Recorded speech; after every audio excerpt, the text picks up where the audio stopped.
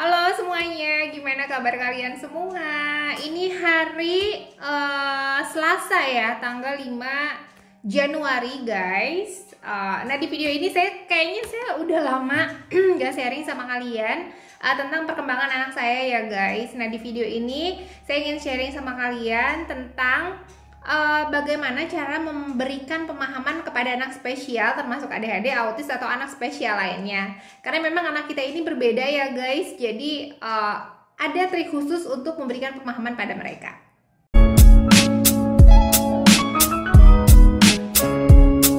Ya guys, jadi selama sejak bulan Maret itu kan kita karantina semua di rumah ya guys. Jadi saya sama Ryu dan Michelle itu dan keluarga itu kita lebih dekat sama anak-anak. Jadi setiap hari saya melihat perkembangan anak-anak seperti apa. Dari mulai saya menyiapkan, membangunkan mereka tidur, terus saya siapkan sarapan, terus saya temenin mereka sekolah online, makan siang, makan sore, tidur lagi. Dan itu berlangsung selama ini hampir 10 bulan. Sekarang udah Januari ya guys. Dan ternyata itu efeknya itu malah positif buat anak-anak saya guys.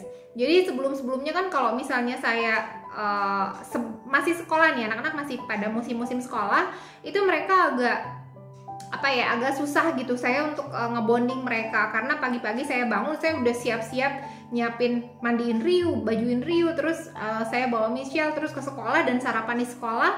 Di sekolah pun saya repot gitu kan, harus pegang-pegang Ryu, terus harus bawa bekal Ryu, dan sementara saya tuh waktunya terbatas karena untuk bikin Ryu mandi aja itu susah banget. Nah sampai sekolah saya beli bekal lah di sekolah, atau saya beli bekal di minimarket seperti itu. Nah sampai sekolah biasanya mereka sarapan, saya beli sarapan di sekolah. Begitu guys. Tapi setelah kebiasaan saya yang seperti itu membuat saya sama anak saya nggak terlalu deket jadinya ya. Jadi Michelle itu pulang jam 2 misalnya, saya jemput terus langsung les. Udah les nanti jam 5 itu pulang, misalnya pada saat jam 5 pulang baru ngobrol sama saya, itu pun capek kita semua, makan malam bareng, udah langsung masuk kamar masing-masing. Itu yang terjadi sebelum karantina. Tapi setelah karantina saya jadi banyak waktu dengan anak-anak, jadi saya banyak ngobrol dengan mereka. Saya jadi banyak cerita gitu. Anak-anak juga jadi lebih banyak cerita. Terus yang paling baik itu, progresnya terbaik itu adalah Ryu. Di sini saya jadi yakin ternyata bener ya bahwa pengasuhan terbaik itu sama ibunya. Karena selama Ryu di rumah dengan saya hampir 10 bulan ini, perkembangannya jauh lebih baik guys. Dari mulai kemampuan dia berbicara, kemampuan dia mengerti sebuah perintah, kemampuan dia untuk memahami apa yang keberatan saya. Jadi pada saat saya merasa keberatan tentang sesuatu, Ryu sekarang sudah paham. Saya bilang tidak boleh, dia bisa nanya, oh kenapa gitu. Itu luar biasa banget untuk perkembangan anak-anak kita. Betul nggak sih teman-teman semua? Jadi saya sebagai seorang ibu merasa, ternyata anak-anak itu sebetulnya kalau kita fokus sama anak kita, itu malah perkembangannya jadi lebih baik. Begitu guys. Nah di video ini saya pengen sharing sama kalian.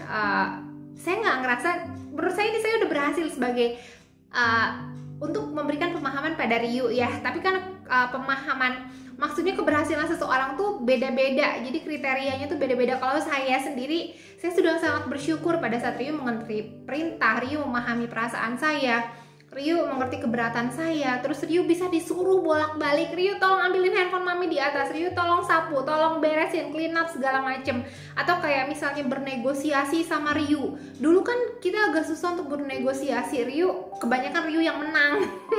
Nah kalau sekarang ini nggak ada kalah menang. Kalau sekarang kita semua sama-sama enak, sama-sama nyaman. Kita udah mendapat titik tengah. Jadi saya sama Ryu pada saat bernegosiasi sudah bisa dapat titik tengah. Itu gimana sih caranya guys?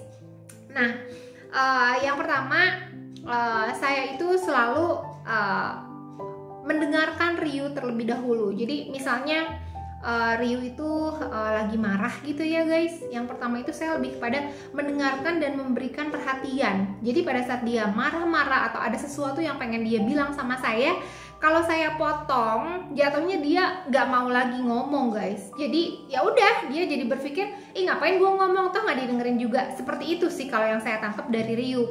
Makanya saya lebih sering kalau Ryu marah, saya dengerin aja dulu. Saya dengerin, oh iya kayak gitu. Nanti setelah Ryu selesai marah atau nangis, baru saya bicara, Ryu kenapa?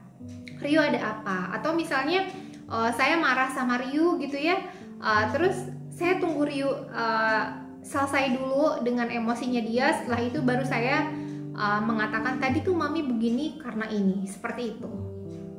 Yang kedua juga saya memberikan kesempatan Ryu untuk bicara. Jadi kemampuan bicara Ryu memang masih terbatas. Kemampuan anak spesial tuh masih terbatas di usia 4 sampai dengan 12 atau 13 tahun ya guys. Itu kebanyakan seperti itu. Nah, karena saya tahu masih terbatas, makanya di situ saya lebih mendengarkan, lebih memberikan kesempatan Ryu untuk bicara. Jadi saya menganggap dia itu ada. Jadi pada saat dia bicara, oh ya ternyata mami ngerti loh apa yang aku bicarakan. Di situ dia jadi lebih semangat untuk bicara lagi, seperti itu. Dan yang ketiga, untuk memberikan pemahaman kepada anak spesial, saya itu menunggu mereka fokus dulu.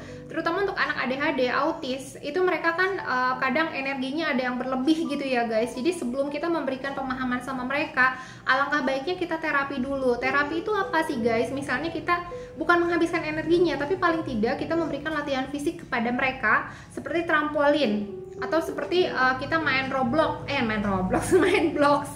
main apa lagi, ya itu yang disusun-susun. Atau misalnya terapi kayak air, pindahin air ke dalam baskom gitu, seperti itu. Atau pakai sumpit, itu untuk melatih fokus mereka. Nah setelah mereka terapi, barulah di sana kita bisa memberikan masukan atau pemahaman kepada mereka apa yang kita inginkan, atau mengobrol dengan mereka karena mereka sudah siap dan fokus. Nah yang selanjutnya, untuk anak spesial itu nggak bisa guys kalau misalnya kita cuman ngobrol kayak anak biasa, anak normal. Kalau anak normal itu pada saat kita ngobrol, mami maunya begini ya, dia ada responnya itu cepat. Tapi kalau untuk anak spesial, dia nggak bisa kalau kita seperti itu. Jadi paling tidak mereka itu butuh sentuhan, butuh kasih sayang, butuh pelukan.